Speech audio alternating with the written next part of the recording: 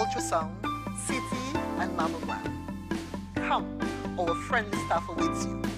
Give us a call at 235-5479. The Community Hospital of Seventh-day Adventist, where good private health care is affordable.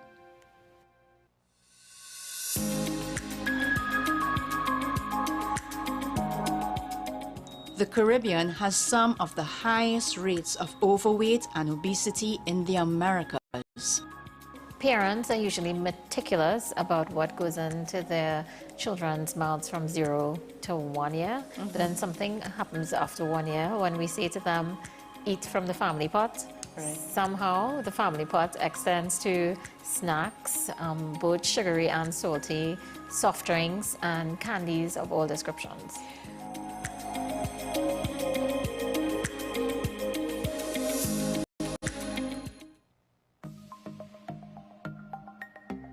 Knowing how to tell authentic is as easy as 1, 2, 3. Find it, match it, search it.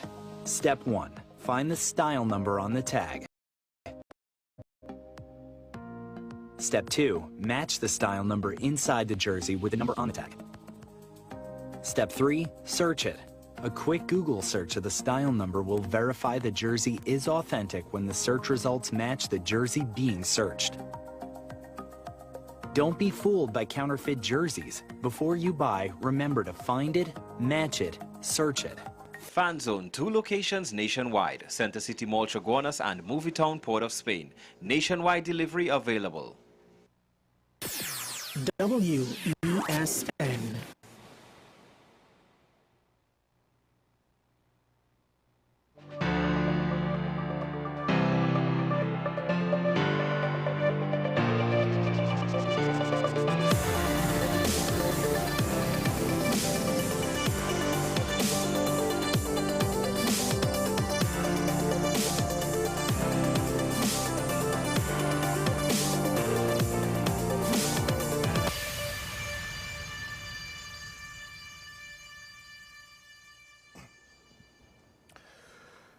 One of the things that you always have to answer is the why. When you have a movie, to some extent, the why is the question more often than not that the viewers want to find out. Why did this happen? Why was it so? That's one of the reasons why certain TV shows, you're disappointed in the finale because the finale leaves a lot of whys unspoken. Lost is an example of that. A lot of questions as to what things are and why they are the way they are, and we didn't get the answers.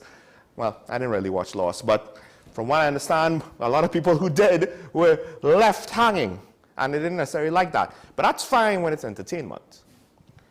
What do you do about it when you're in an election and there are a lot of whys that are left unsaid? Because when you really analyze a lot of the political communication, if you were to try to present them in an academic setting, it would be very unfortunate. A lot will fall short. Because a lot of what is done in political speech is to just throw things out there almost as if it's casual conversation. And the implication of that is the level of analysis and expertise and information presented, the depth of the conversation, the depth of thought, of reason and logic is average. Not average to governance and leadership, average to whoever, the general public, of which many of us are not really engaging on topics like this at that level. And on one hand, you might say it's nice that an ordinary person with hopefully the understanding of an ordinary person, hopefully with the experience of the challenges of an ordinary person is in the halls of power so they could see to our needs, but that is not necessarily the full effect of what we get. The why. And we'll get to that with a couple of things maybe this morning. But the main thing I wanted to highlight with regards to the why, ironically, from a slightly different angle than the usual direct angle of what the question why would mean and when it's missing what that necessarily means, is with regards to the response that the Minister of National Security had to the opposition leader's statements with regards to a certain aspect of the criminal underworld and its existence within the economy and perhaps being a black market or underground economy, as the quote, as she put it in the quote. So the report is in, I believe it's today's Newsday. Opposition leader Kamala Persad-Bissessar, well, I guess former opposition leader because Parliament has been suspended, disbanded. But Kamala Persad-Bissessar, political leader of the UNC, she has stated, under this government, some members of the fake elite funded by narco money have embedded into parts of the economy, thus fueling crime. A large portion of our economy, mainly the underground economy, is financed by drug money. This narco-funded crime is an inflictor of great pain. And the minister is quoted in response to that saying the opposition leader seems to be a very erratic person lately, forgetting a lot. Her memory seems to be failing. Not entirely sure why he said that, but he did go on to say she has developed a penchant, even more in recent times, for making some really ridiculous and unsubstantiated statements that are not substantiated by facts. They are just really statements in an attempt to grab news headlines, notwithstanding the fact they might damage the national image of this country. So the worst you can say of TNT, it benefits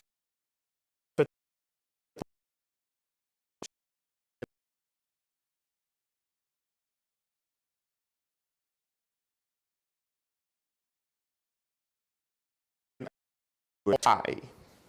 But one of the interesting things about this case is, to some extent, he's not wrong.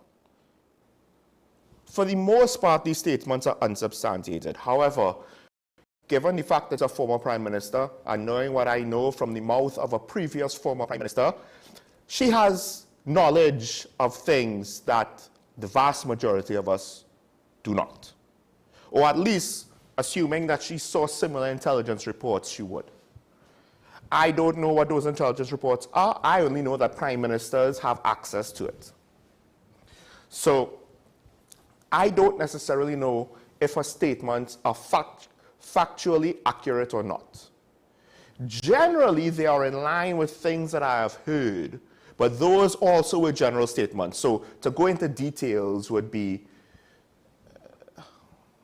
well, inaccurate, misleading, to make pointed statements.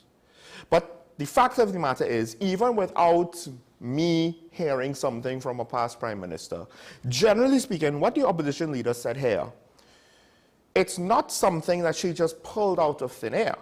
And while it does basically consist of things that we cannot confirm nor deny, we cannot measure, we do not know to the degree it is or is not, it is something many people think for various reasons, due to various sources, inputs, information, reports, just what we've seen and heard. Some of it hearsay. But usually there's enough that many of us, at least at some point or another, have thought a version of what the opposition leader just said. So then we have to ask, the minister has presented what he believes is the why. Why did Kamala Persad-Bissessar say those things? And while that might be true in a lot of things that she says, now we've reached the point where people without that motivation has said similar things. On this very show, Karen Shera has more than once said something similar to this, not exactly the same. Still, not necessarily going into details, not necessarily painting the full picture. So then now, the question is, what exactly is the why Kamala Persad-Bissessar said what she said?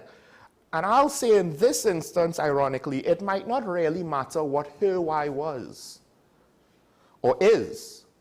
Because when she says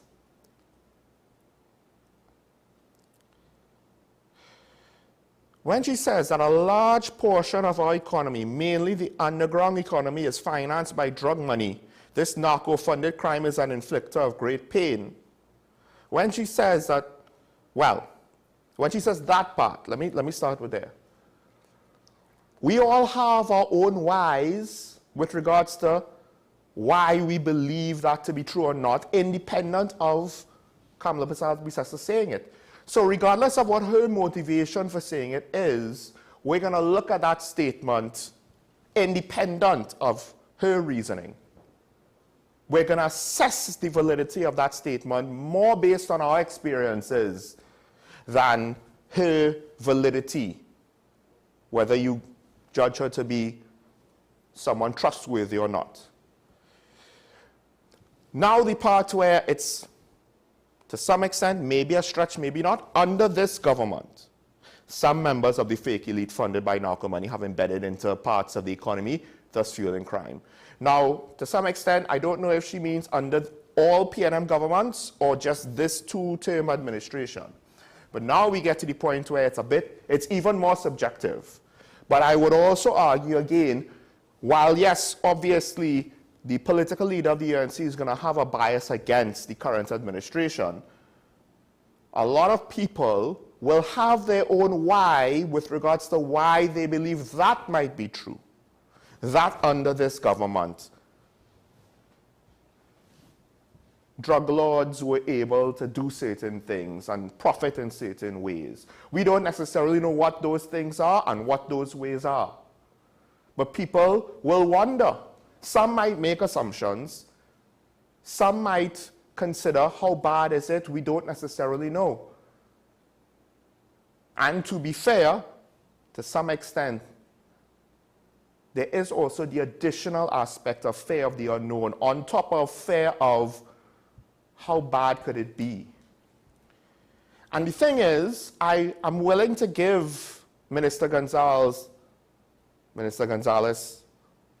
bit of a pass on this because he's new to the ministry. And I don't know what is said within cabinet with regards to communication with people outside of cabinet, like financiers. All I'll say is, let's just take an example with how the government dealt with private firearm user licenses. I always asked a lot of questions with regards to that because everything that the government touched with regards to FULs, there was something funny going on and it made no sense. You had the meritless fiasco with Gary Griffith. You had the Brent Thomas,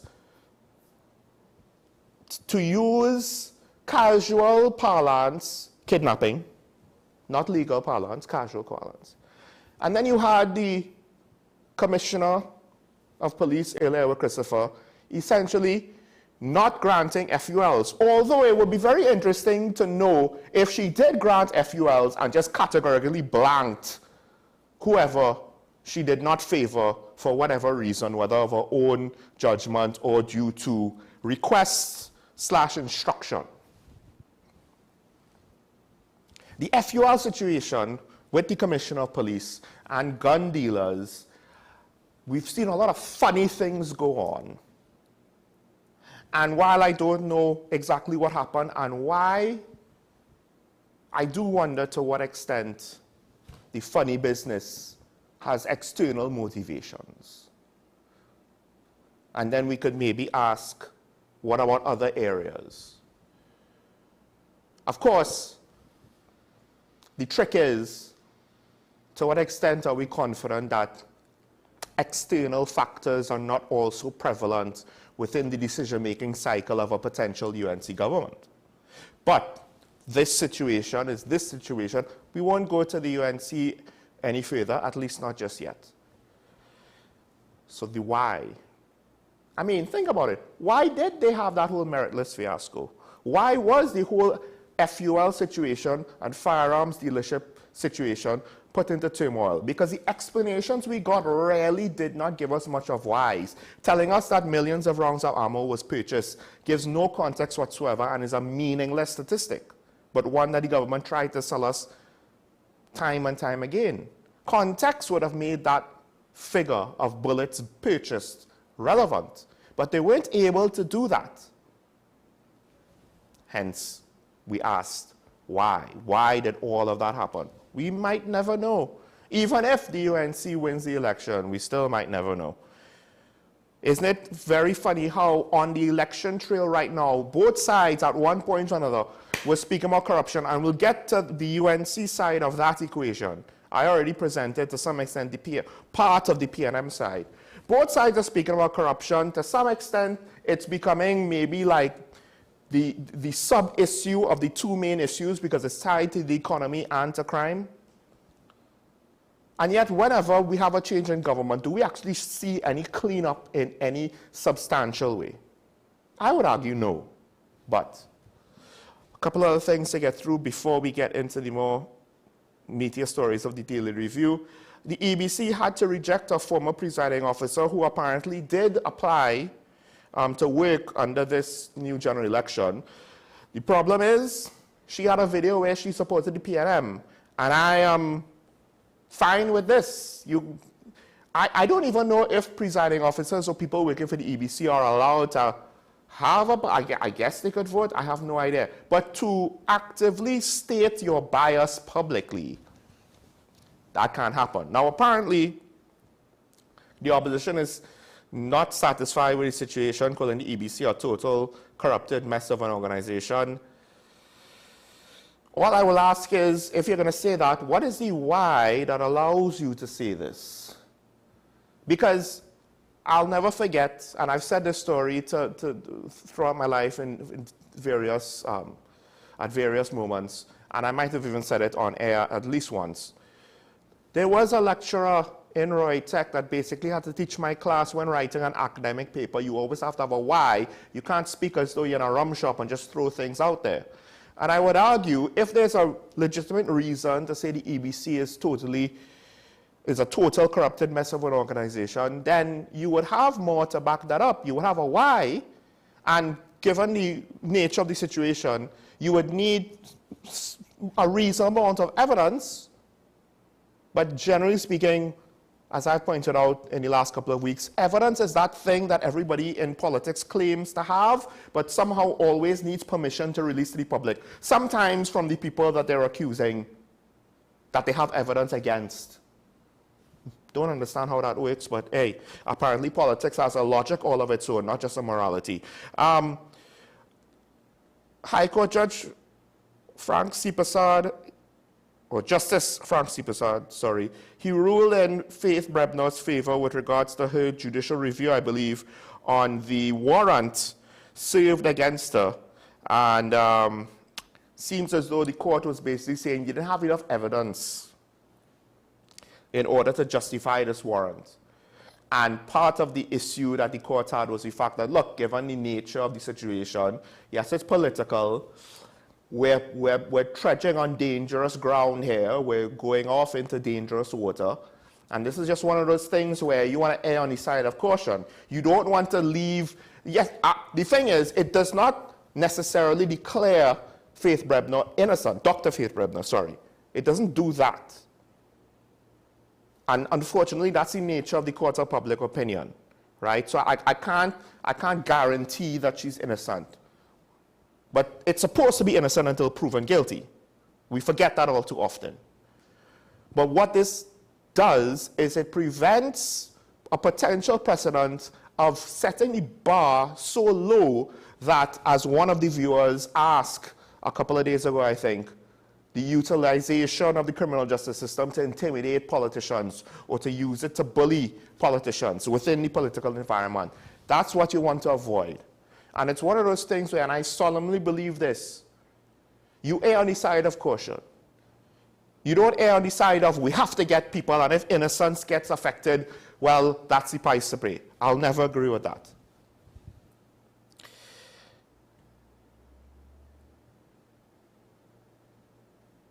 And the last thing I'll say, this is back to the politics.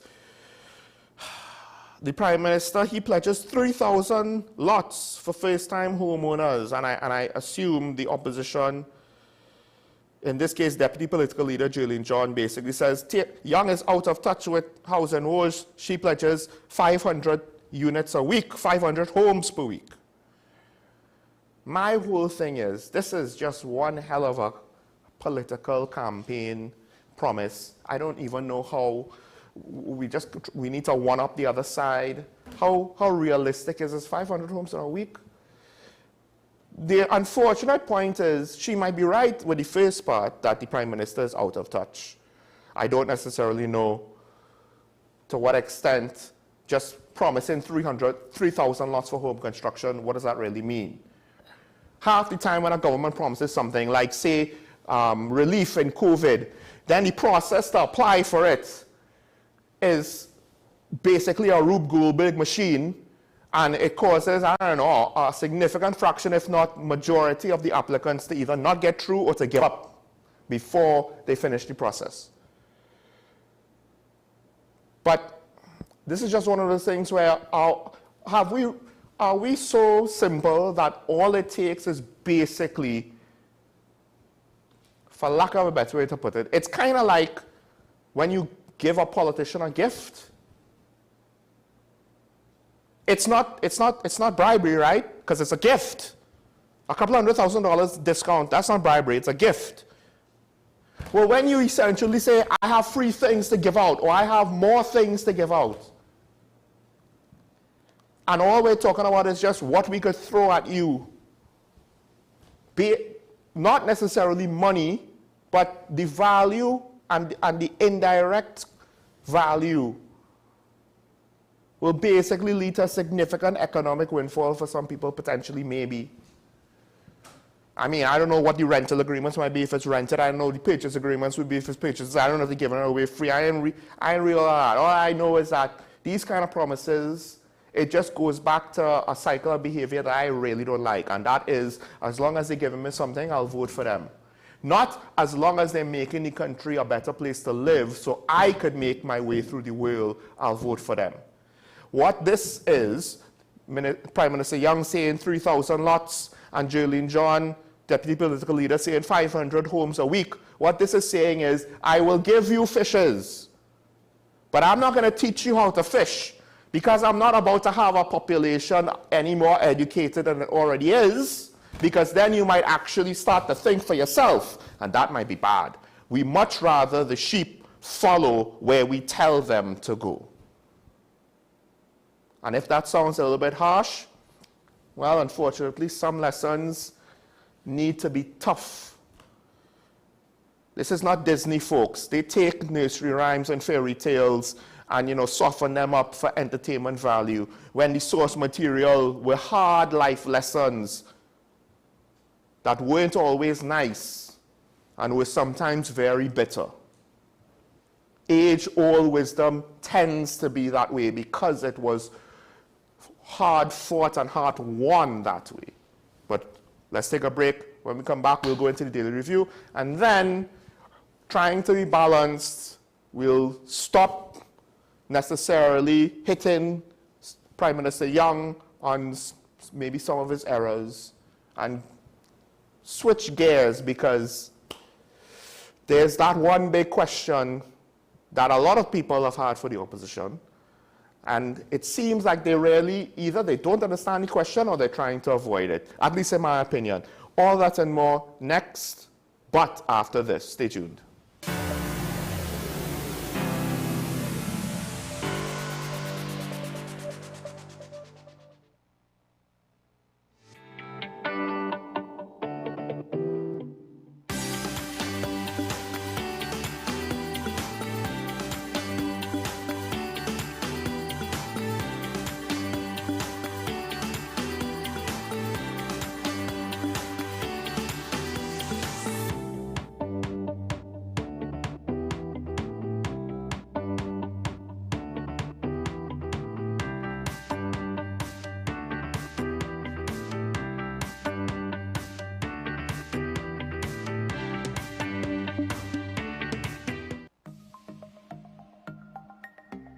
Knowing how to tell authentic is as easy as 1, 2, 3. Find it, match it, search it. Step 1. Find the style number on the tag. Step 2. Match the style number inside the jersey with the number on the tag. Step 3. Search it. A quick Google search of the style number will verify the jersey is authentic when the search results match the jersey being searched. Don't be fooled by counterfeit jerseys. Before you buy, remember to find it, match it, search it. Fan Zone, 2 locations nationwide. Center City Mall, Chaguanas and Movietown, Port of Spain. Nationwide delivery available. This is 10 questions. I'm Andy Johnson. The distance from where we should be in the world in going forward and our commitments with climate change. The effects of climate change that cannot be accounted for. It's called loss and damage. And we're seeing loss and damage happening so much more in this decade and the previous decade. The principal term there was this question of the correspondent banking issues. That is why we're trying to build capacity with this country here, Trinidad and Tobago, and other countries in the region. Man is not showing any signs of stopping or even slowing down. More than half of the forest in Trinidad is already gone. All the plants and all the animals and all of the nice clean water and fresh air and everything had to be on this planet for humanity to have a chance. We have small change when it comes to countries that can take decisions, and when they speak, the world listens. The General Assembly is a very democratic forum. And Trinidad and Tobago has the same vote as Canada, in spite of the obvious difference in size.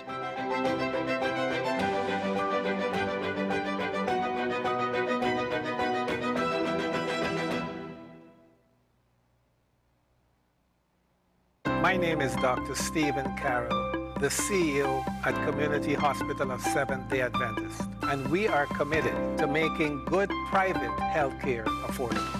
For all your medical needs, including dental, radiology, laparoscopy, behavioral and mental health, along with many other services, contact us for more information at 235-5479. Community Hospital of Seventh-day Adventist, where good private health care is affordable.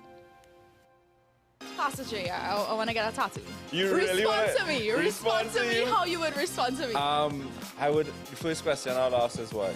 Controversial taboo topics. We get so consumed by church, we forget that we have to live the life of being a Christian outside of the Sunday. Like you say, we think going to a service makes us a Christian. Exactly. Yeah. Right. So here we are about to hear the second time Pastor J wanted to take a tattoo. Would have been late last year. Early this year. Oh gosh. Hope Unfiltered podcast with Pastor J and Ren.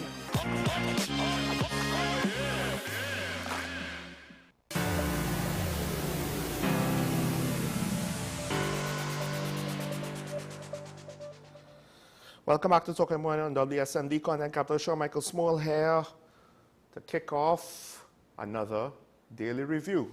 Let's go.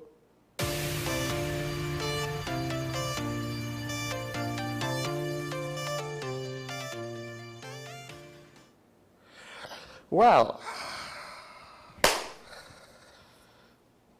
day 2, and we're already talking about fighting for the dragon gas and never give up, never surrender. That's all well and good. Although I do wonder to what extent if this is a reasonable stance to take. Now, apparently, our government has engaged with, I'm trying to get we have been in touch, or the quote is, I was in touch with the government of Venezuela on the way down here. Commitment there. I'm not too sure exactly what that quote means, what's missing from that quote, or if that was literally how he said it. Of course, the obvious question, and it goes back to something that one of the viewers asked via social media yesterday, are we going to be paying that $1 billion US to Venezuela annually for this year? Have we paid it already? How is that going to work exactly, given the fact that they're sanctioned and we don't necessarily want to have 25% tariffs on top of whatever else we're going to experience? Because let's not forget, we're not just getting the 10% that we directly got. We're also going to get whatever tariffs are going to be put, or whatever the effect of the trade war may or may not be, that's all the uncertainty, is going to happen to America. So when America's economy is going to potentially cause cost of living to go up, price of food to go up and certain other things, electronics and the like. We're going to basically take all of that on the chin. So the other thing is, all right, the government's trying to say not all the eggs in the dragon basket. Well then, if that's the case, if the basket is so much more than dragon, why are we poking the bear, or in this case not the bear, that's Russia, but the eagle? Why are we doing that like as soon as possible? Why can't we, I don't know, wait a little bit and maybe allow that situation to settle down? Because, and this is the thing, the government does a very good job of taking the blame for something that essentially we're a third party to.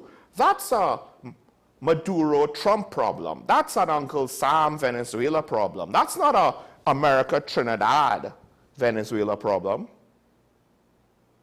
Because we don't have a say, really and truly. We could engage with both sides and negotiate, but we're not negotiating as one of the two sides in a dispute. We're negotiating in the third party that's like, we have our interests and it's affected, so can the two of you all please grow up a little bit and be more mature?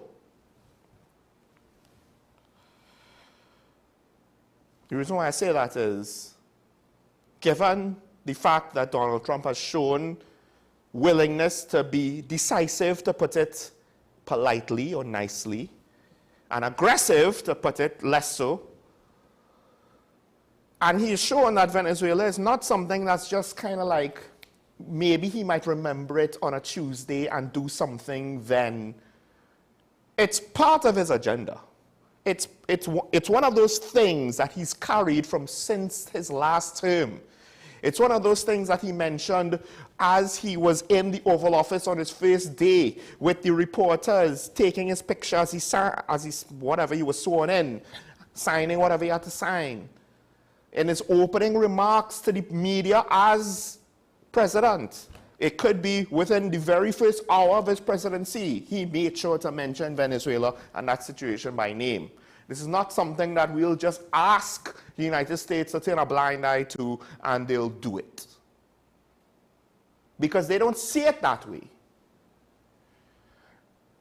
And the opposition's criticisms of Stuart Young with regards to how he views the situation and Karen Teixeira's criticisms of Stuart Young with how he has presented his view of the situation, they're starting to get more traction, to hold more water, to be more relevant. It's not that it has to be truly that's how he thinks and feels, but he is coming off, based on his own communication, as someone that seemingly does not understand well enough what's going on.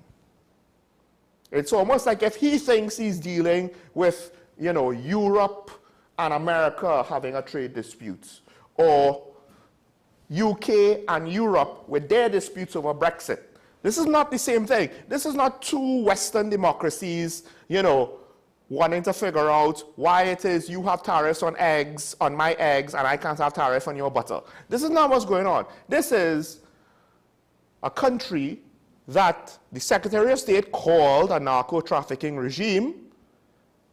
I know Stuart Young didn't like it when Kamal Prasad Bissessa said it because America was showing that they acknowledged Maduro. They were negotiating with him. Well, just because they negotiate, yes, politically speaking, that is sometimes what it means, but they're negotiating with someone who they have called a narco-trafficking regime.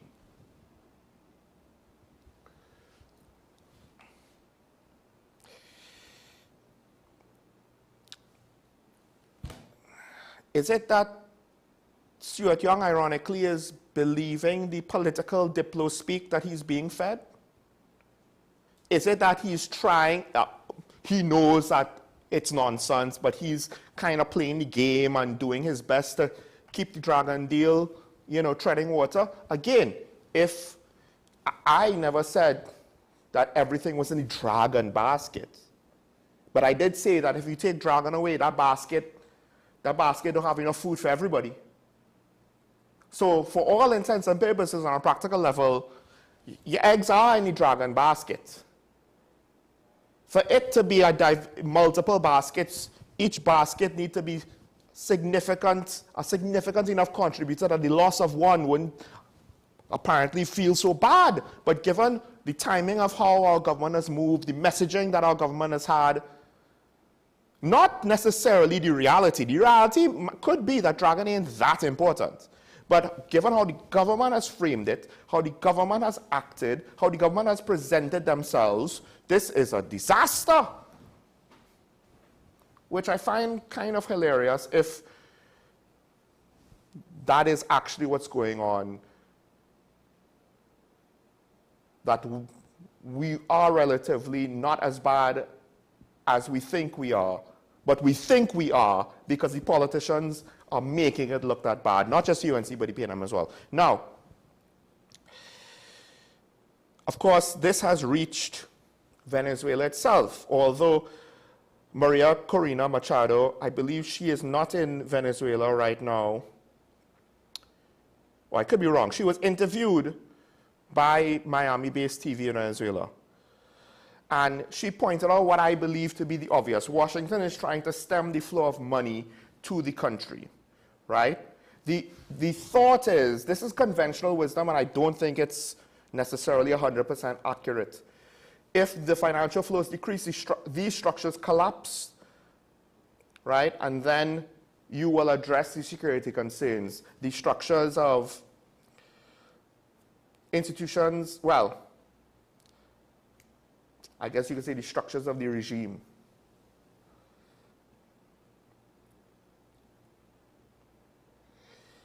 Isolated regime, cut off funds to Venezuela.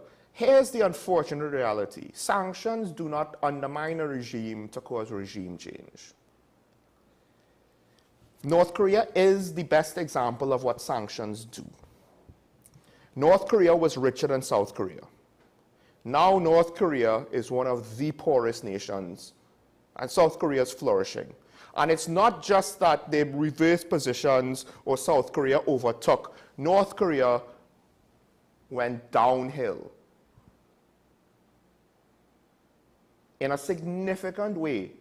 You could tell, you could find North Korea from orbit during nighttime just based on where there aren't lights. What it does is it inhibits the growth of a regime that is considered to be hostile. North Korea is hostile. Russia is hostile. Venezuela is making threats against Guyana. So in a way, there's all the more reason to sanction Venezuela because it will, in theory, limit the military power of such a regime. And the fact of the matter is, the Russia-Ukraine war basically kind of woke up the world and cured us to some extent of the ill-conceived notion that trade will automatically bring peace. In 1939, I think it was, Germany's greatest trade partner was Russia. That was the biggest trade partner. And then they invaded Russia. Or 1941, I can't remember the exact year. Russia had the gas pipeline, and maybe they thought because of the gas pipeline, Germany wouldn't dare kick up a fuss. Didn't work out that way. I don't know if Putin got some bad intelligence or some bad analysts. Venezuela is a significantly larger country than just about anybody in CARICOM, much less Guyana alone. Even together, I doubt we will be able to resist a significant military attack from a healthy Venezuela economy-wise. Sanctions is a way in order to try to prevent hostile actions without taking military force. We kind of need to understand that that is potentially the mindset of the United States. So when we are going there, like all of us, saying, please, sir, can I get my exemptions? Can I get more? When we're not necessarily going to be that high of a priority. And it makes me wonder if the read of the actual politics of what's going on, is it beyond our politicians? Because I'm going to be honest, I'm not necessarily sold that if the UNC replaces the PNM, they're going to have a better read on the situation either. I'm just saying. Meanwhile, I have another concern, because what are some of the analysts, you know, the same analysts that said, oh my gosh, Trump is probably going to be elected, and we know he doesn't like the Venezuelan regime and what they're doing, and will probably ensure that the sanctions are slapped back on in full force, and what are you going to do about the Dragon deal? And the government said, no, we're not too worried about that. Look how that turned out. Well, some of those same people are also saying, let's work with Guyana. And this is, again, when you think about political analysis, you have to ask the question, well, at what point does my financial transaction with a state hostile with what should be an ally, to what extent or at what point could that be interpreted as a threat or contributing to a threat to said ally? Or in this case, a threat to a fellow member of CARICOM. And then, given that's the game that we want to play, is it any wonder that Guyana is kind of saying, you know, we don't really want to do business with you?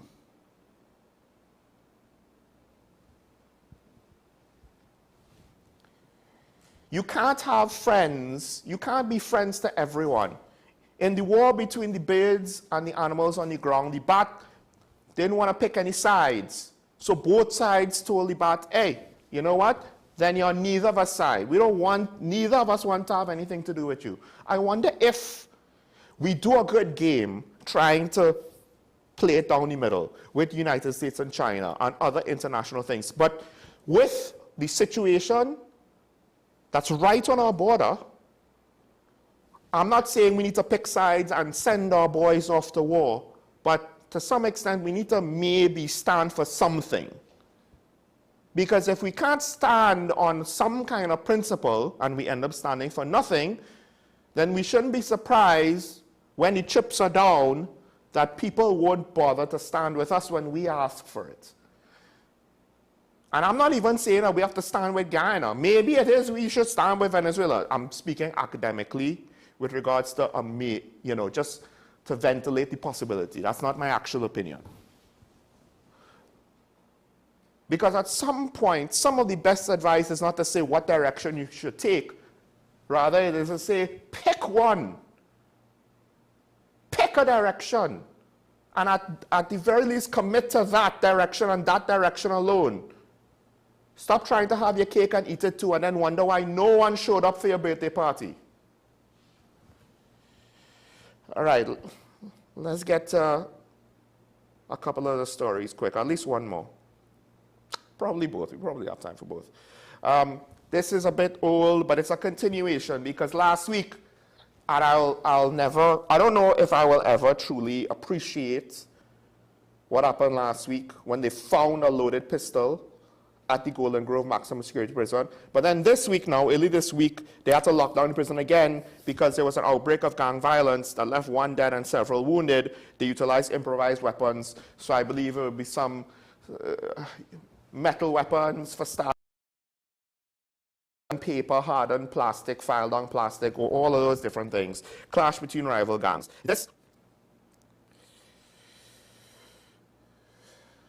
Now, the prisons are saying we need space to separate people. We have no space. Look, this is similar to what I said about the school violence. The problem is getting so large that the education system can't deal with the violence that's come from society. And the breakdown in the criminal justice system, it's having a snowball effect. The more the criminal justice system is failing, the more the easy money and life of crime will seem easier to young people who are looking at the politicians that took a raise far in excess of 4%, despite all of the principal stands that the now Prime Minister had for the Communication Workers Union when he said, hey, what's good for the management and executives is good for the worker. That philosophy apparently did not translate when he went from being a union lawyer to a politician. And when, forget the unions and their complaints, which are technically valid, you've given them all the ammunition that they need to go on the opposition platform and basically just fight you down every week. It's kind of hard to counteract that. What am I supposed to say? What is anybody supposed to say to counteract that? That's a legitimate grievance. But forget them. What about the average citizen now that already feels that life is unfair, that the system is working against them, that the police are potentially persecuting them? Why not go into a life of crime, right? The people at the top are all crooks anyway. And this is why I said what I said with regards to what Kamala said and why, Minister Gonzalez, you can't just think she's pulling it out of her rear end. A lot of people think it. Some might go even further than what she said. Some might fall short. Some might try to be reasonable and weigh the possibility without necessarily committing to a public statement, declaring it as declaring their opinion in any affirmative way. But at the end of the day, there's enough perception that politicians, regardless of PNM, UNC, NTA, whatever, are corrupt. Rich people, especially because we import ideology from the States, they're corrupt too. And when you have at times 10% murder detection rate, and I don't even know how low detection rate is for things like robbery, home invasions, and stuff like that, what is the incentive for people to not engage in crime? That's essentially what the criminal justice system is, you know. It's the stick. Education, opportunities, that's the carrot. Unfortunately, the carrot is kind of rotted, and the stick already broke in multiple places. So now the prison service is overcrowded, but the stick is broken in multiple places. Does anyone have confidence that the prison service is not corrupt? They had a gun in that same prison. There's a very good chance that the gun was brought there for a purpose. The purpose could be tied to this attack. Somehow, look, I just put the very basic theory together in 2 minutes. You mean to tell me that the professionals who are supposed to be running this prison might not have thought, hey, why is there a gun here? Is someone either going to look to kill somebody with the gun, or they think they need the gun for protection? Maybe an incident might happen. Let's try to head it off for the past. No?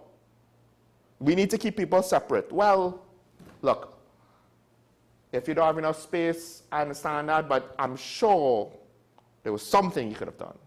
Something, anything. It's almost like if the obvious business as usual approach won't work, we just assume that it is a situation that has no solution. Think about people in your job, or if you're retired, who you worked along with that had that mindset. If the low-hanging fruit options seemingly are not workable in this scenario, they're like, oh my gosh, what are we supposed to do? They're like Rob Schneider in Demolition Man, when he said that we're police officers, we're not trained for this level of violence. Why do I feel that that's like our criminal justice system now? That our criminal justice system is basically trying to go to the public and say, we are but police officers and prison officers and soldiers and Coast Guard officers. We're not trained for the level of violence that you see on the streets of Trinidad and Tobago.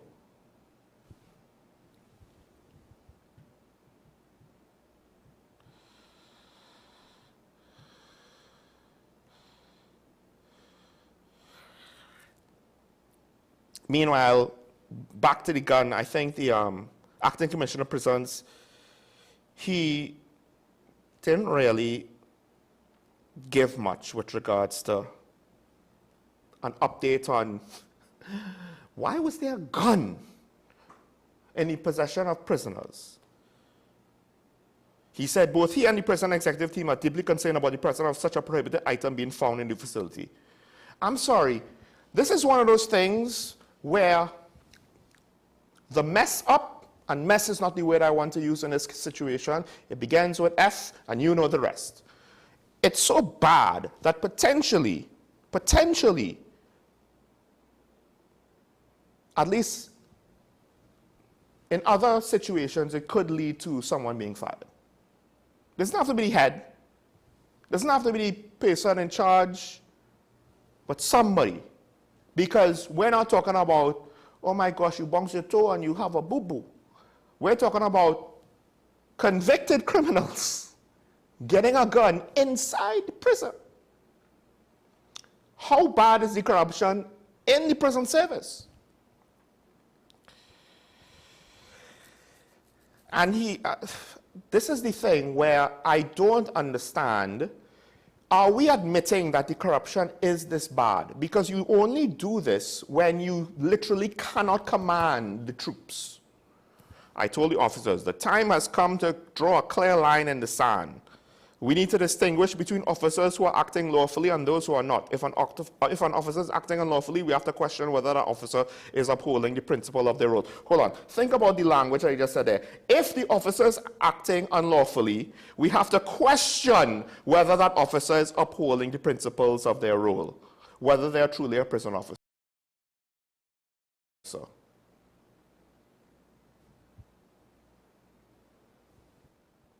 To some extent, the implication of that statement is, I'm not prepared to declare someone that broke the law being unsuitable for this job.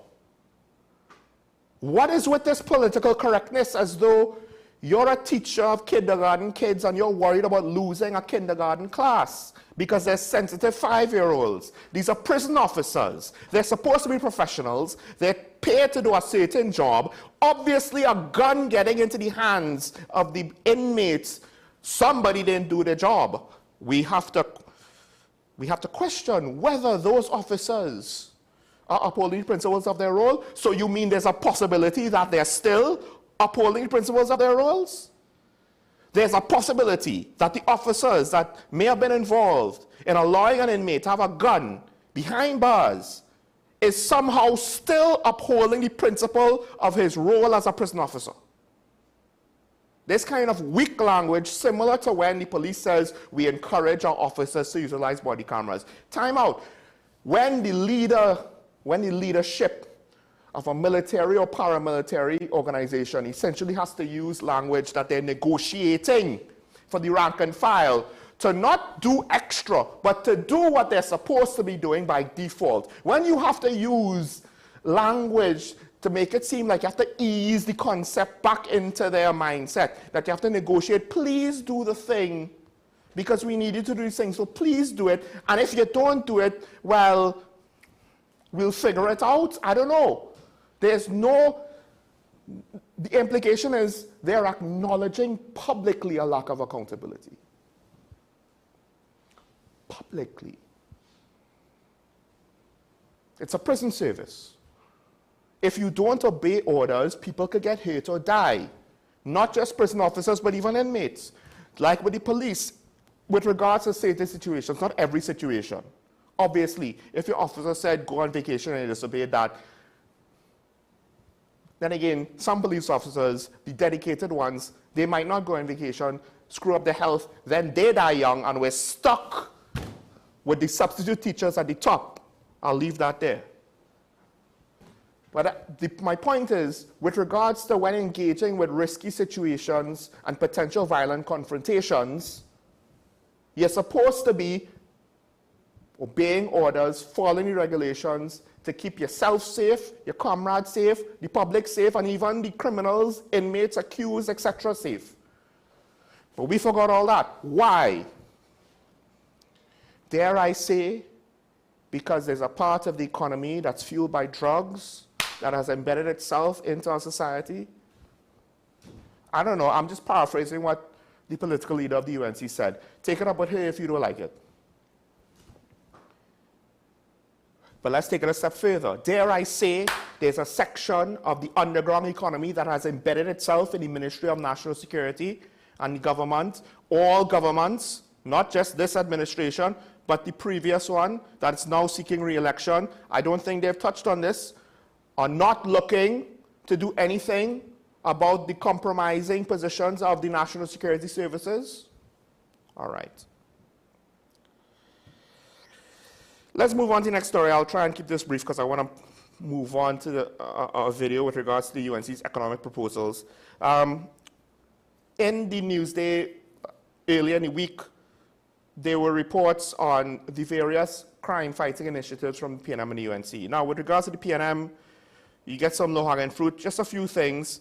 One is they They have difficulties with, this is from Stuart Young, difficulties we face is not having strategic and stable leadership in the police service, and that is the first thing we'll do as a government. Time out. You appointed the Police Service Commission that selected the last commissioner of police. That basically fell on her face. I've reached the point now where I'm not even going to bother being diplomatic about it. She fell on her face. Then you appointed the same Police Service Commission that you appointed, also nominated one of the deputy commissioners of police, who then subsequently arrested that commissioner. We don't even know what the charge was. That's the same person that, for all intents and purposes, to borrow informal speech, kidnapped someone who the Bayesian authorities essentially were told by the AG to settle with. So one of the issues of when I say, why are you saying these things now, you were in administration for the last 10 years, is, in what world are you not directly responsible for that which you just said is a problem? You can't even say it was Blissy Prasad and her Service Commission's fault. They all resigned. That whole situation collapsed for whatever reason. Strange, I know. You all had a chance to select a whole new crop of people who then had a chance to select a new commissioner and new deputy commissioners, and this is what we got. And even if y'all didn't have much of an option because of regulations or whatever, y'all didn't go into that. Y'all didn't lament the fact that the options weren't great. Y'all didn't try to say, hey, we want better candidates because this ain't cutting it. No, y'all accepted what the selected service commission that y'all chose put forward before you and said, yeah, we good with this. And now, dare I say, one of your people went off like a loose cannon and made a further mess of things. And I'll just leave it like that. Other things that they say, an elite tactical unit in the police, don't we have that already? Legislation to protect undercover police officers, well, yeah, we probably should have done that sometime within the last 10 years. I don't know why that never came up on the agenda. That would seem to be something obvious and quite late. A dedicated multi-agency task force and expanding the cybercrime task force. Well, okay, how is that going to help the multi-agency task force? You just say a thing. Why will it work? Usually in other jurisdictions when they say we have a plan. Listen, they had explanations for Brexit, whether you agree with it or not. They had whys. Not everybody knows the whys or whether to pay attention to the whys, but they had whys. Trump has whys. Biden had whys, whether you agreed with the policies or not. The wall, there was a why for the wall. And that why, ironically, was proven in Biden's presidency. But anyway. Meanwhile, the UNC, they have a much longer list. I'm not giving out everything that they've said. I'm just kind of glossing over. But generally speaking, the UNC has a larger list, right? And if I miss anything, I apologize. I didn't read the manifestos or manifestos or whatever. Of course, they have the stand your ground legislation, making home invasion an offense. It's illegal, but they'll probably want to make a specific law, which, all right, okay, that's not a bad idea. I've already commented on stand your ground legislation and why I don't really think that's going to be practically beneficial. Allow the right to bear arms by making it easier for law-abiding citizens to acquire guns. Same thing with the stand your ground stuff. First of all, if I get jumped, it doesn't matter if I have a gun, but now the criminals get a gun, right? Introducing police officers full-time at schools. Do we have enough officers for that? I doubt. Increasing the municipal police force size. To what extent does the municipal police actually help deal with violent crime, such as armed robbery, not just murder? Creating respective ministries of defense, home affairs, and justice. I really need a much better explanation as to why you think this is going to matter. Maybe justice, right, based on my talks with Sheikh Mohammed, but splitting up defense and home affairs, defense is basically going to be one of those ministries that doesn't really have much to do 365 days of the year. And when we're going to need something like defense, we're never going to have enough personnel and equipment to actually matter. Meanwhile, home affairs will just be the rebranded Ministry of National Security. Whoop-de-doo. Implementing laws to prevent incarceration of non-violent drug offenders. Oh my, you can't just throw that out there. That could go wrong 6 ways to Sunday. Not necessarily saying that's a totally bad idea. Implementing ankle bracelets and house arrest systems, that's nice, but that's a budget thing, and we're going to get to that in a second. The UNC's budget proposals essentially are highly bloated at this point. Performing a short-term assessment to identify the scale of illegal immigrants involved in criminal activity. Yeah, good luck with a short-term assessment on that. We probably have information. Anything more detailed will probably need more than a short-term assessment. Increasing and maintaining CCTV cameras throughout the country and establishing a fund for children who have lost one or both of their parents to crime. Both those things I won't necessarily disagree with. The CCTV cameras especially, one could argue it's more of a necessity, particularly if selected locations are prioritized. Notice, in this list, we're not hearing anything about what the priorities are, what the vision is, from either parties. And that's my overall point. We get lists of things. Lists. A list isn't a plan. A plan is you identify the problem, then you have potential solutions, and maybe the problem is multifaceted, so you have multiple solutions. So you end up with a list of solutions, right? Now, the plan would therefore mean that the list of solutions would be pertinent to address the overall vision of the plan. So some possible solutions you might kind of discard because it might be counterproductive to the overall plan. And then a plan will also have priorities because, you know, you start with the first thing, you go to the next thing. No one ever has enough resources to literally do all the things at the same time.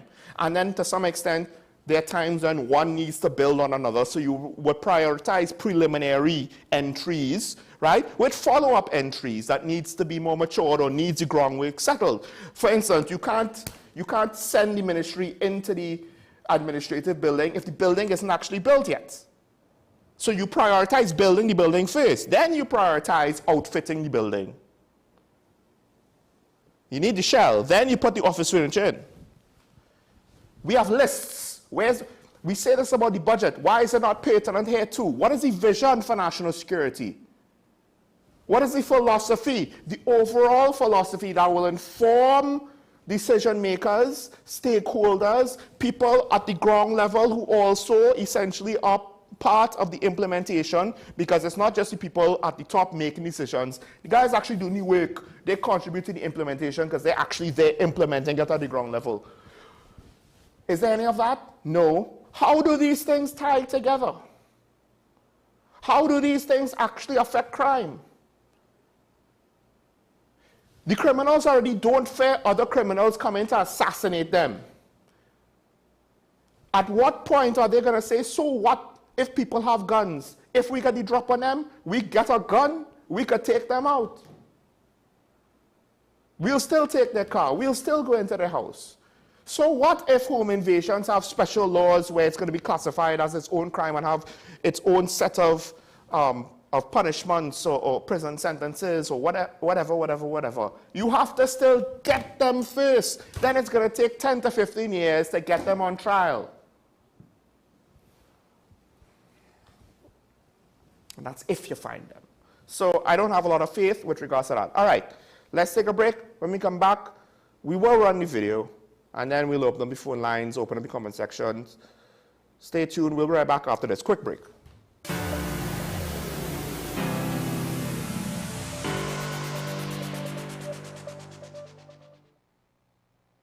My name is Dr. Stephen Carroll, the CEO at Community Hospital of Seventh-day Adventist, and we are committed to making good private health care affordable. For all your medical needs, including dental, radiology, laparoscopy, behavioral and mental health, along with many other services, contact us for more information at 235-5479. Community Hospital of Seventh-day Adventist, where good private health care is affordable. Every word, every line, every paragraph depicts a real moment in someone's life. A father, a sister, a mother, a brother. We at Newsday are dedicated to you, the people, and through independent, unwavering journalism, strive to always bring your stories to life. Because your stories are more than just words. Newsday, independent and credible.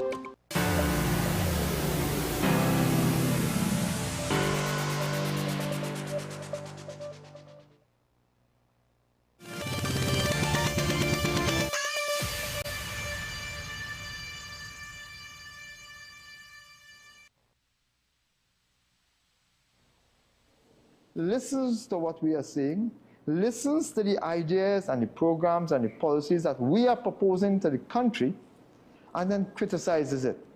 We have been talking about tax cuts. We have been talking about the removal of property tax. We have been talking about increasing and starting negotiations with the relevant trade unions. We have been talking about developing the country, building the economy, the initiatives that is required to do exactly that. And all Stuart Young has been talking about is where we are going to find the money from. He is unable to find the money to do what his government has been doing for the last 10 years, which is why our debt has increased exponentially upwards, our national debt, and with our foreign debt increasing even more by a higher rate than our national debt. Stuart Young wants to know where we are going to get the money from. Well, firstly, and I hope you'll pay attention, firstly, we are going to cut the corruption out. The report of the Office of the Procurement Regulator has clearly stated, and that is not the UNC saying that, that is an official independent body, the Office of the Procurement Regulator. That office, the Office of the Procurement Regulator, has indicated that for 1 year, $5 billion was awarded in contracts illegally. $5 billion was awarded in contracts illegally by state boards to private citizens and contractors.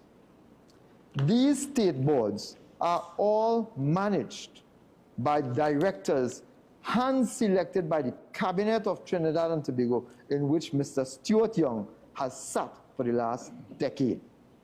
$5 billion has been lost, of taxpayers' money has been lost, unaccounted for. Multiply that by the decade. That is $50 billion lost to corruption under this PNM government. Think about what that $50 billion could have done. This is $50 billion of yours that has been given to somebody or somebodies. Some persons in this country have become multi-billionaires. The second way of funding the initiatives that we have been proposing is common sense. We are proposing to diversify the revenue base. One of the things we have said before is we are going to treat with existing industries, and some of the ideas we are going to deal with in terms of raising the revenue base from the existing industries is to improve the ease of doing business. There are several roadblocks for citizens who are pursuing increasing their investments in existing businesses. Several roadblocks. There are all sorts of legal and financial restrictions that prohibit existing businesses from growing and developing. So one of the first things we will do is target specific ways of improving the ease of doing business. Another way is to improve VAT administration. Businesses have been pleading with this government to ease up, to provide some regular mechanism for which they will ensure that VAT refunds are expeditiously dealt with. We propose to improve access to foreign exchange.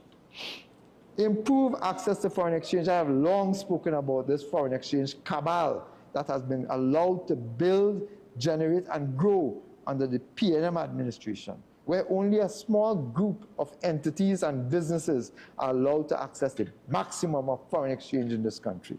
So we propose to establish a transparent, open, clean, clear system of distributing the existing foreign exchange that amongst businesses so that the existing businesses can develop and grow.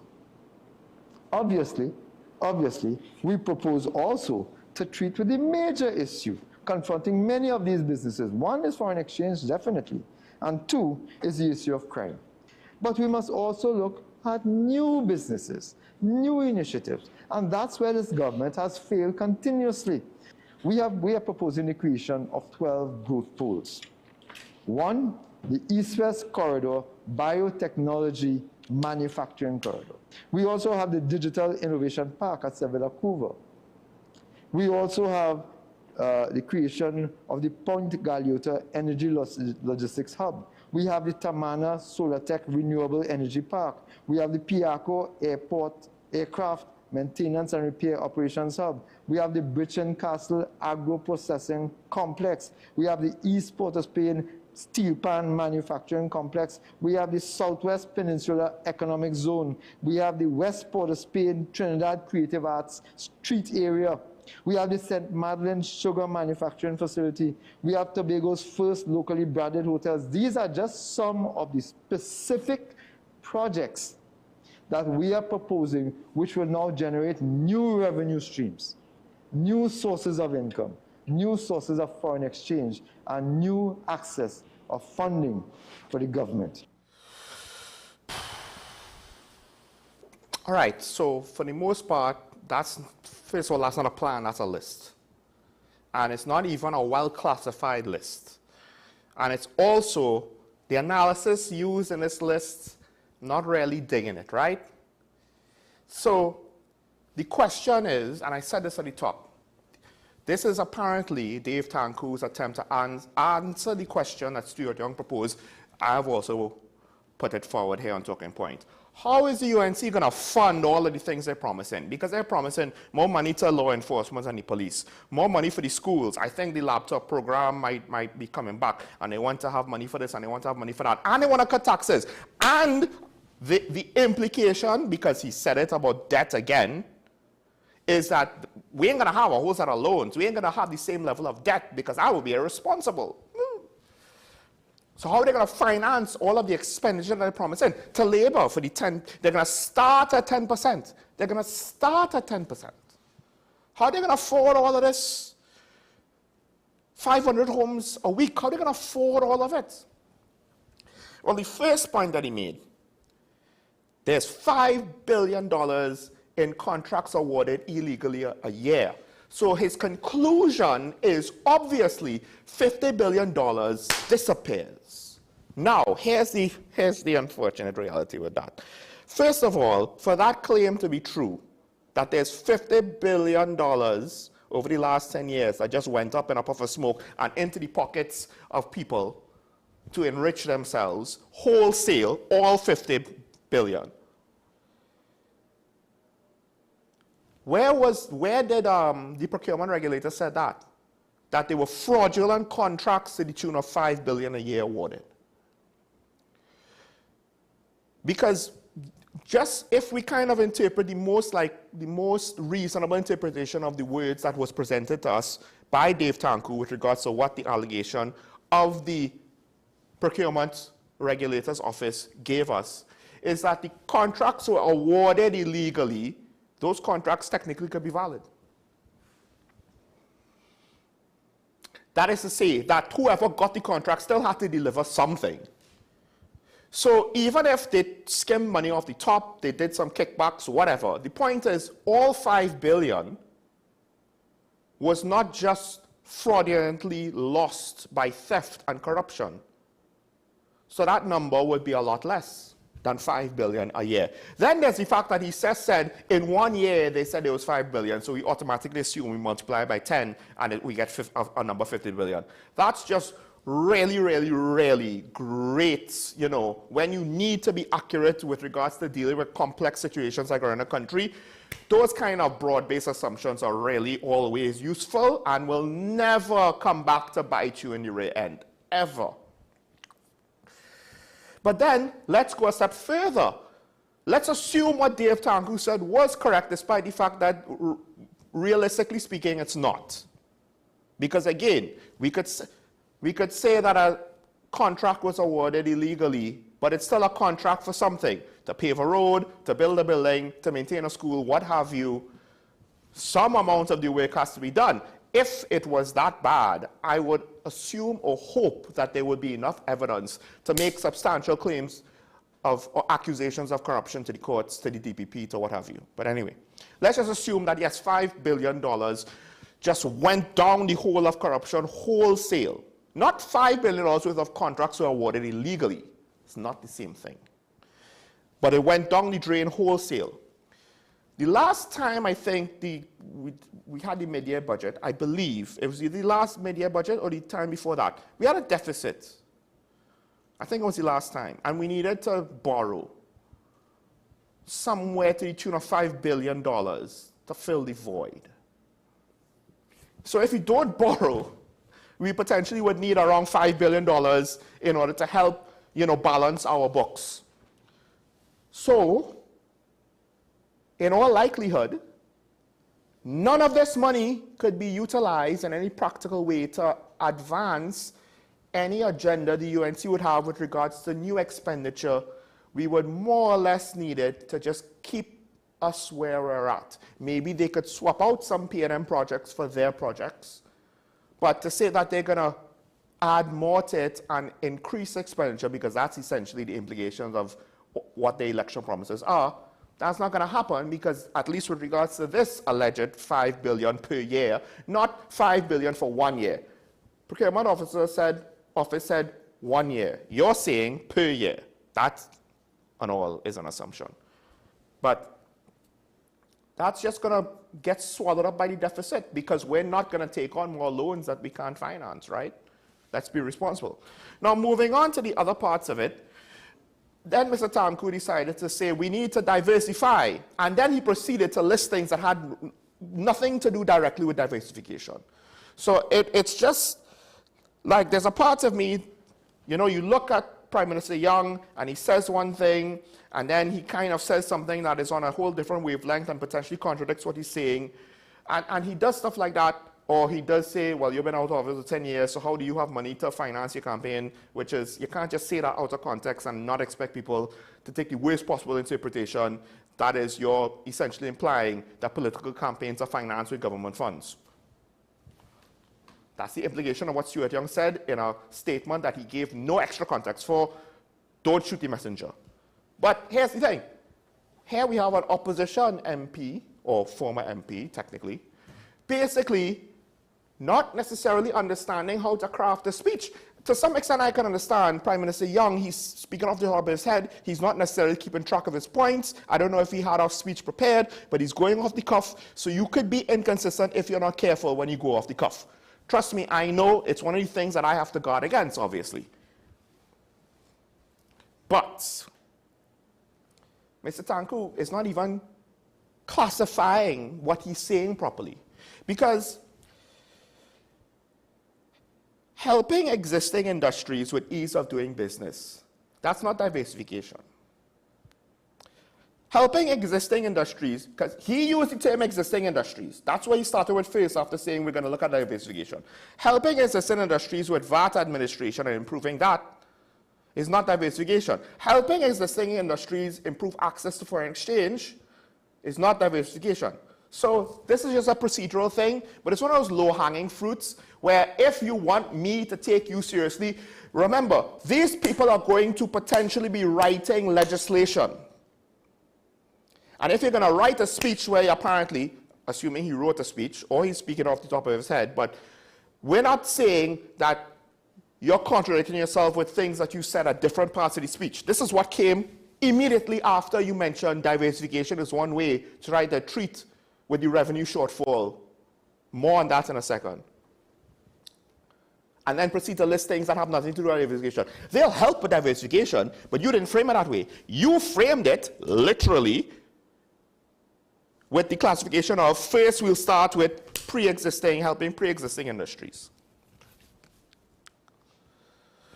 Now, like I said, we'll get back to how diversification is supposed to, because remember, he started off saying, Stuart Young wants to know how we're going to afford all these things, and this is how. First, we're going to deal with corruption, and I'm not entirely sure if his math is mathing and if his analysis is analytical, but now he's saying they're going to use diversification.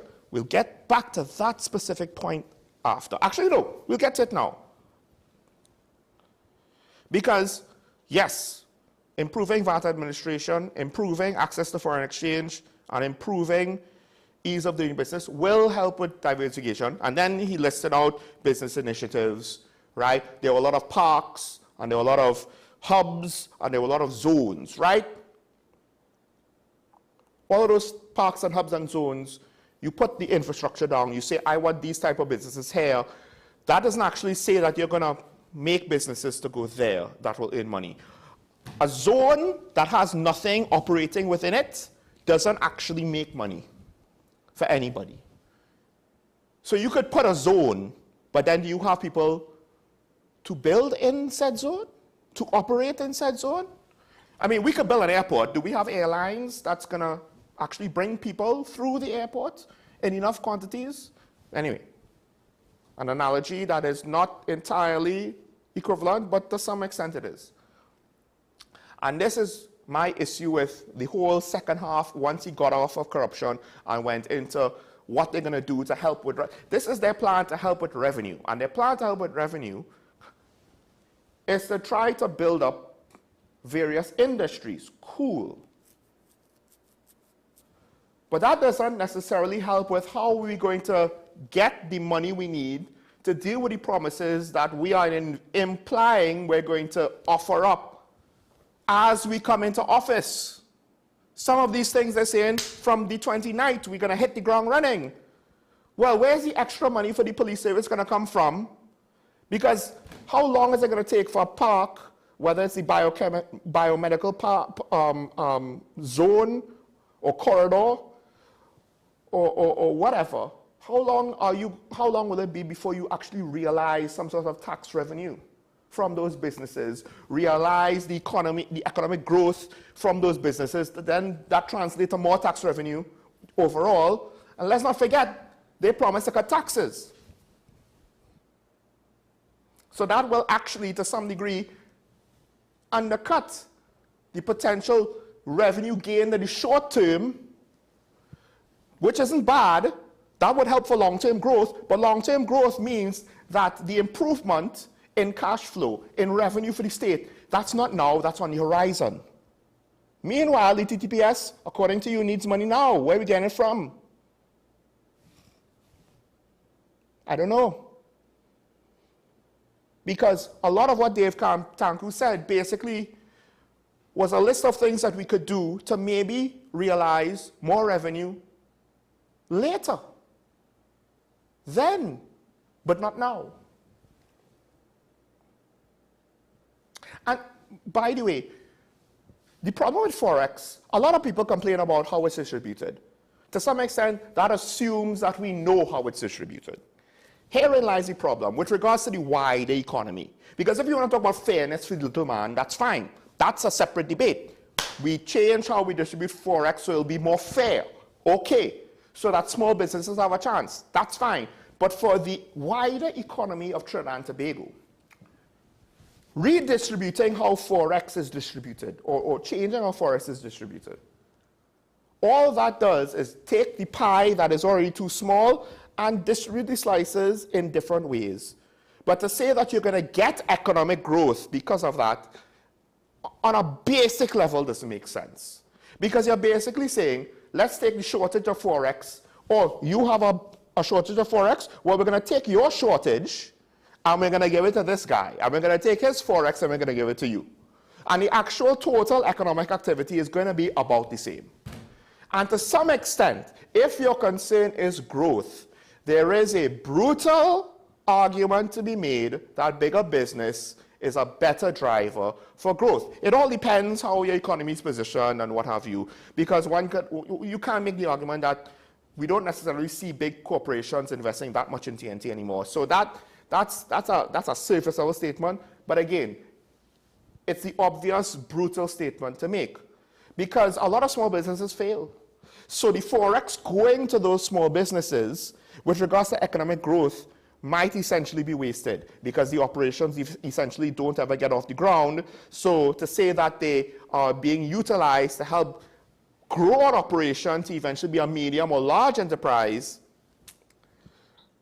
So even if the large corporations are not necessarily doing all the things we would like them to do and operating all the ways we like them to operate, it's not that every small business that is up for consideration is a good idea and is going to be effective and is going to be a positive contributor to society, especially since it takes what? It takes small businesses years to turn a profit. To what extent will their economic level really be a contributing factor within the next 1 to 2 years. Because the UNC is making promises and they need money to fuel these promises. And their list of proposals, because it's not a plan, is basically looking towards the future. And ironically, whereas the NAR, one could argue they had to deal with what the IMF told them what to do, the UNC is essentially, no, we'll set ourselves up potentially, if this doesn't work, for the country to not like us. So if we win, we'll be voted out tout de suite. Because basically everything Dave Tanku said there, by my estimation, will contribute nothing to any initiative they might want to start from April the 29th, 2025, or April the 29th, 2026, or maybe even, dare I say, April the 29th of 2027. So he essentially didn't answer the question. We have no better understanding as to how the UNC is proposing to finance. Oh yes, he also did mention crime, by the way. Crime is not diversification, that's one. That's under the diversification part of his proposal, I do believe. And two, yes, it might help. But again, if we deal with crime and it allows economic activity to grow, diversification will also grow. No one says these things are short term. Now, if you want to say that we'll get things on the right track by year 3, that's fine. To some extent, PNM saying they're going to more or less do the same thing. How are you better than? What are you offering us that they aren't already offering us? What is the actual vision with regards to the economy? Because right now, all we have is a set of promises that this is what I could give you, vote for me. And at this point, technically it is more ethical in some ways, but how different is it than if we just replace every policy proposal with a $20 bill?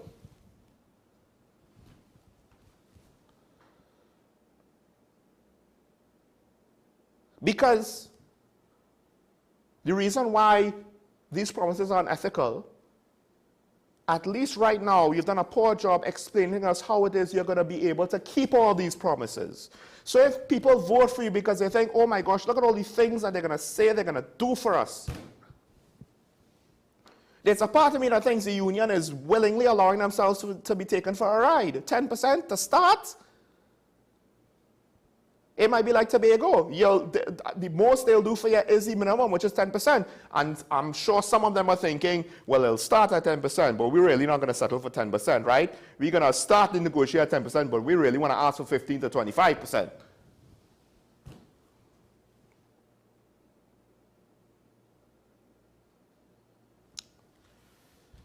We can put the phone numbers up for what it's worth. It's a bit late now, but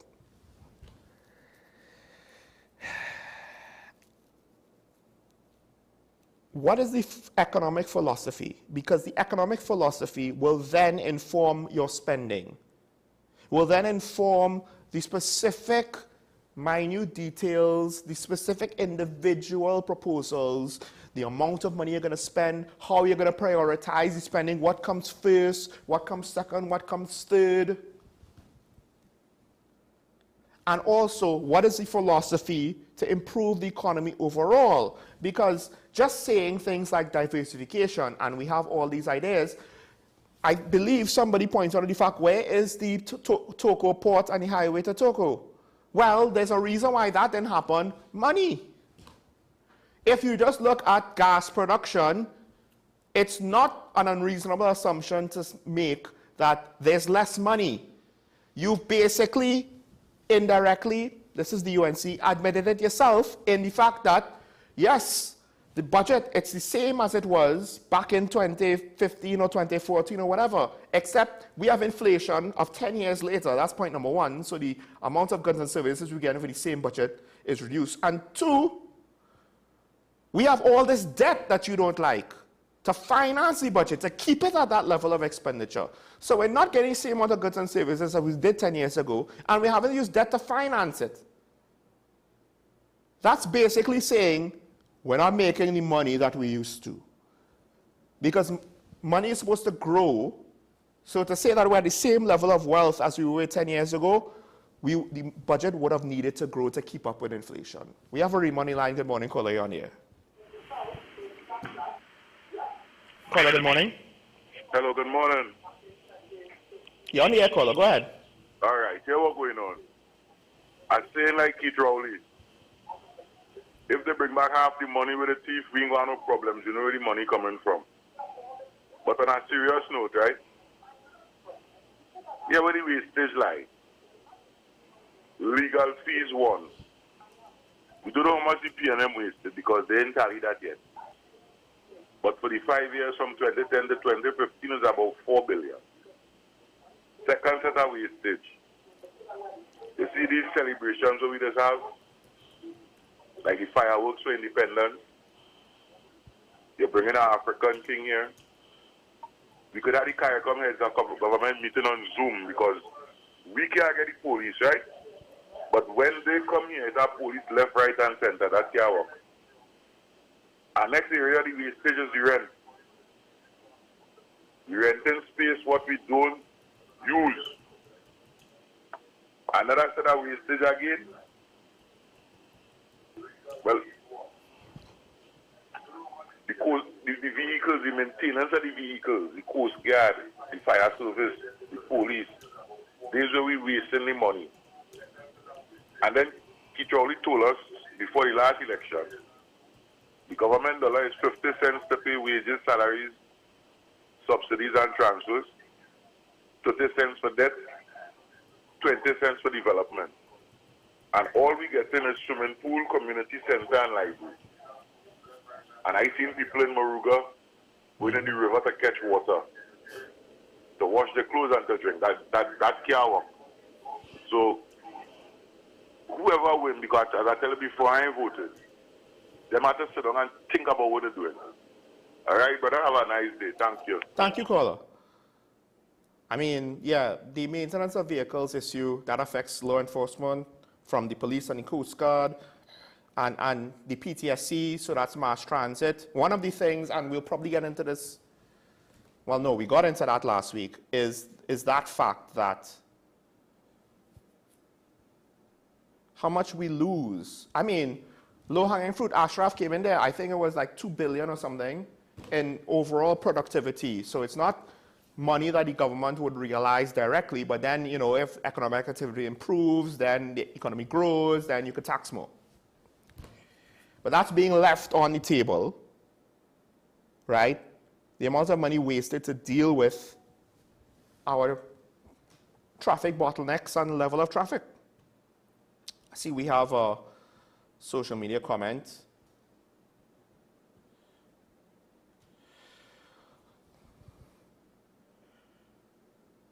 So, the first question that I'm seeing here is with regards to inviting people from the UNC on my show in order to answer questions from me and the citizens so people can make a more informed decision. Now, here's the thing. Technically, I don't make calls every day, but there are periods where they don't take your calls. And this comes from the PNM and the UNC, right? I try to keep it so that appearances by politicians are not too political. Not that, and I'm not looking to attack them. If they come on the show, I'm more than willing to have a discussion, right? They get to say their piece. I will challenge them respectfully, right? People might say this. I might have said that. I will even admit some of my criticisms to them, at least limiting with respect to not, I don't want to just have a confrontation for the sake of having a confrontation. It has to be for a constructive reason. If they want to challenge me on anything I've said, of course, that's always fine, right? But yeah, that's a problem. Now, I do believe that our sister show AM Prime, they have been getting some people, but I don't know if it's necessarily going to be people like Dave Tanku or Kamala Prasad-Bissessar or Stuart Young or the new Minister of Finance, Vishnu Paul, stuff like that, right? But hey, coming down to the wire, we'll probably, you know, if you're asking for it, we'll make the effort again. But more often than not, the reason why you don't have more politicians on this show is because they don't want to come on this show. And I'll just reiterate the point that I've said before. That's fine for me. I understand it's a bit disappointing for you, but that's fine for me. Because if you are asked to come on the show to speak on an issue and you don't answer the phone, you say no, or you give me the runaround, that's fine. Since I don't have your perspective, then I am free to analyze and respond to the situation as I see fit without having your perspective to then take account for that. I don't have to deal with your perspective because you're not here to offer it to me. I am left to just, it's easier for me to just have to do it with my own opinions and not have to worry about trying to deal with your perspective. So if politicians are frustrated that the commentary misses out on explanations that they supposedly have all the time, then you all need to do a better job getting out there to take direct interviews and to answer direct questions. And yes, we will make, now in the past, we've had Dr. Kirk Mehu from the UNC taking questions, right? Not so much anybody else, but haven't been able to get him on the show for quite some time. Haven't asked recently, but it is what it is, right? Political parties they operate like local companies in the sense of it's better to say nothing because we are more afraid of what we might say than the potential benefits of engaging with the public. And now I'll kind of editorialize. That's because they don't really know what they're doing as much as they think they do know what they're doing. And the ones that do know what they're doing are muzzled. But I'll leave that there. The next question. Who are the doctors that Kamala spoke to that are willing to go to homes and what will be their remuneration? I mean, that's a very good question. Do we have the doctors available? To what extent will it be an effective utilization of resources? The reason why you have a hospital is because you could have one doctor in a hospital and he could see multiple patients and the wait time between seeing the patients is when I'm finished with you, you walk out the door, next they walk in the door, that's it. But if I have to go from house to house to house to house, it's a wonderful service to meet a specific need. But that might be, and this is going to sound very harsh, a luxury. There may be some, like let's put it this way. You know what's a luxury? One person could go missing in the United States. They will pull out multiple choppers, you know, multiple stage teams, hundreds of people, multiple vehicles, like whole communities will stop what they're doing just to find one person. They'll send a whole Coast Guard cutter out just to try to rescue like 3 people on a fishing boat. The amount of assets that they'll utilize just to help one person, we can't even utilize that to help half the country. It's a luxury because there's an opportunity cost to what the UNC is proposing, and that is those doctors won't be in a health center and won't be in a hospital, and it might cost money, and that money will have an opportunity cost. Now, criticisms was leveled by the opposition leader to the Prime Minister with his idea of using virtual meetings. And those criticisms were valid, but it doesn't address the fact that Prime Minister Stuart Young was trying to find a compromise solution that would allow the doctors to more efficiently use their time, because the time spent on the road going from house to house is time that they're not seeing patients. It's also, let's not forget, given the traffic situation that we spoke about last week, Thursday, imagine now if you have a doctor getting a doctor's salary and half of his day is spent in traffic. Because he's not just commuting to and from the hospital for an 8-hour shift. He's driving all over during the day. Is that the most efficient use of resources? Right? Now, maybe a more effective solution would be to have a small unit within each regional corporation, and maybe they have a panel van, like a small maxi. And their task is to try to go to these people to bring them to a health center or a hospital to get treated. Right? So there's a follow-up. What will be the remuneration for doctors and nurses, and will there be adequate devices or resources to support initiatives? Well, that's the other thing. If I'm going to someone's house, I don't have the hospital with me. So all I could do is say, well, I need you to go to the hospital to get a scan. I need you to go to the hospital to get a test. When I'm sick and I go, we go to West Shore because we've had reasonable experiences at West Shore. When they need tests, the tests are done there. We don't have to come back a week later or go somewhere else and get, no. Right? And that's just one example. We've also utilized public, at times, accident emergency, because for certain accident emergency situations, it actually is better to go to a public hospital. So, and yes, the question of remuneration, ironically now, I don't even know what would be sufficient if you tell a doctor, I want you to go in a car and drive around the country. Because house calls usually are not cheap. Let's just get that out there, right? House calls are not cheap. That's a luxury service.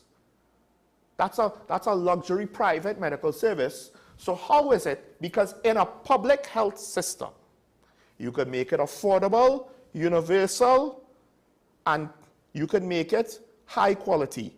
Two of those three things, not all of them. So a luxury aspect of it now, to what extent it will be sacrificing availability, because the doctor can't be everywhere at once and they have to waste time driving, and quality, because they can't walk with the hospital. We have a remoney line. We're going to close the show here with this caller. Good morning, caller, you're on here. Morning, Sean. Morning. Now, to be fair, right? PNM seems to be right-wing, favoring the capitalism, whereas UNC now favors to be left-wing, more favoring the people. And what they would find over time, because this two-party system is what mashing we up, the people who we put to represent us in a constituency, they don't take into consideration what we want to know. They're going up there and they're following our agenda set by whoever in charge. So it's just Trump and follow suit. So you find out when they leave the basics undone, and now that the money running out, there's all kind of Nancy stories we go hear from either side. Understand it well. Thank you, Sean, because I realize you understand what's going on. And you picking sense from the nonsense. Keep it up, brother. Thank you. I will say this, though. While technically your analysis of traditional liberal and conservative values is correct, liberalism and conservatism is not the same thing that it was 10 to 15 years ago. Free speech is supposed to be a liberal principle. It's now championed by conservatives. Labor is supposed to be a liberal position. It is now, to some extent, championed more by conservatives because illegal immigration is technically anti-labor. Corporations. The Democrats became a party of corporations just like the Republicans, which is one of the foundational reasons why Donald Trump is so popular. Because technically the mainstream of both parties were corporate. So when he comes in and he doesn't have finances per se, and corporate agendas per se, one could argue, yes, he will favor whatever Elon Musk's agenda is, the whole electronic vehicles and trade and all of that and blah, blah, blah, blah. But the whole, and I think to some extent it happened in the rest of the world too. What is conservative, what is liberal, those lines have been blurred. Because to some extent, remember, the UNC is saying lower taxes, that's conservative. The PNM, they have certain policies with regards to crime and slum areas, inner city areas, etc., with regards to social programs. That's Democrats, that's liberal, right? And you see certain patterns that actually mirror certain behaviors of the Democrats and and Republican Party from the states. And so I would argue that no, the UNC, at least right now, comes across as more conservative, and the PNM comes across as more liberal. With regards to just how they treat with certain demographics and taxation, and PNM is technically right now less freeness, more taxation. Well, that is actually a split in the middle, but anyway. But the thing is, so we could say that, but neither side really operates, in my opinion, with an ideology. At least, whether you hate them or not, the Republicans and the Democrats, they operate with certain ideologies. They did kind of trade different principles between each other in a weird way, but the point is, they have a framework that guides their decision making. When you vote for them, you know what you're voting for the most part. Once you keep up to date with the changes, right? With the PNM and UNC, you don't have that. There's no framework to guide the decision making. There's no framework to guide the policy decisions. There's no framework to help formulate an overall philosophy that will then direct us so that all of our policy proposals will be in line with that, and they won't be out of sync and undermine the vision. Because the thing about it is, when you're and you would be in this situation in various aspects of your life where you just don't have enough to treat with all the problems, right? You don't have enough money to treat with to buy all the things you want to buy. And the thing with the government is, they represent the population in theory, and thus they represent all of the wants of the population, not just the needs, but the wants. One person with their money, one brain, one decision maker, one individual, it seems, easy. Well, I can't buy a new TV this month, I need to buy a new fridge, right? Think about it as a country now. Some people want a new industrial park. Some people want more highways. Some people want, a new hospital in their area. Some people want a new school. We don't have enough money. How do you treat with that? Because then if you're saying, well, if you don't have an overall philosophy to help inform your vision that you will follow, you will end up doing things that contradict yourself. Because the PNM are like, things are getting tough. We need to ban the belly. We need to figure out how to live, buy more local, use a coal pot, ride a bike, but we getting raises. UNC, we're going to slash taxes. We're not going to go into any more debt, but somehow we're going to spend more money because we're going to take the same foreign exchange and, we're going to move it around and magically economic growth. But the whole thing is, are you trying to fix the economy or are you trying to just spend more money now to give people freeness? Those are not the same thing. All right, we're over time, so we'll end that there. Thanks to the caller, thanks to the social media questions. I hope I've answered them good enough. If not, you could always, message again tomorrow to get re-clarifications. I didn't necessarily go too much into the remuneration of the doctors, but I agree with you, that's going to be a thing. It is, because that's probably going to be an extra stressful job on top of potentially having to deal with people who already might not want to see doctors and they themselves are stressed out. You have to deal with road rage and all of that on a daily basis as a doctor. That's not what you went to medical school for. So anyway, sense from the nonsense. Don't look at me as an authority or an expert. My job is not to tell you what to think. It's to just give you my opinions. Hopefully I explain it well enough. You could contemplate it and determine for yourself if you agree with it or not. And if you don't, you could come back at me and challenge me with where you disagree with me. We could have a conversation. We could make our outlooks better. If only politicians will do that more. Have a good day. Make it a good one. Remember your allegiance to the Republic and to each other. Stay safe. And never forget to be nice, because it's nice to be nice. And we'll see you tomorrow. Bye-bye.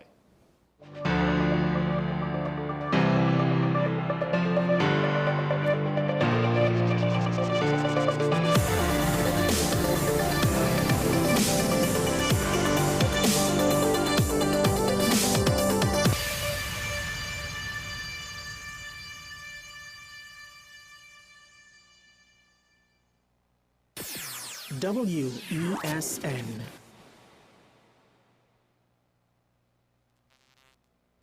My name is Dr. Stephen Carroll, the CEO at Community Hospital of Seventh-day Adventist, and we are committed to making good private healthcare affordable.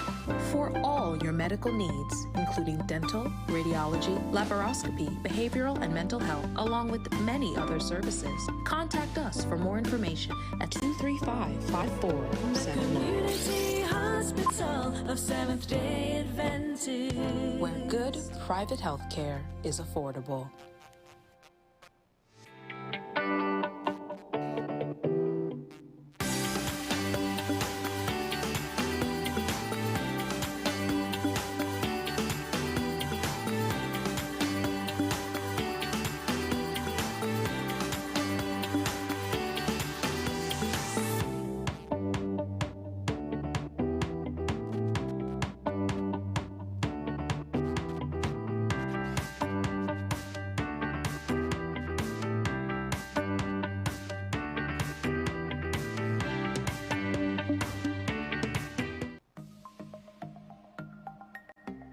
Knowing how to tell authentic is as easy as 1, 2, 3. Find it, match it, search it. Step 1. Find the style number on the tag. Step 2. Match the style number inside the jersey with the number on the tag. Step 3. Search it. A quick Google search of the style number will verify the jersey is authentic when the search results match the jersey being searched. Don't be fooled by counterfeit jerseys. Before you buy, remember to find it, match it, search it. Fan Zone, 2 locations nationwide. Center City Mall, Chaguanas and Movietown, Port of Spain. Nationwide delivery available. The home of Caribbean content is growing, and we welcome you to be a part of the #1 platform for young personalities who are driven to make a positive impact in society. As we continue to reach every corner of Trinidad and Tobago through our daily broadcasts, our social media pages, or through our 75+ digital billboards across the nation, contact us to learn about our competitive rates via marketing at wesncc.com or call us at 628-5835. WESN Content Capital, television with a difference.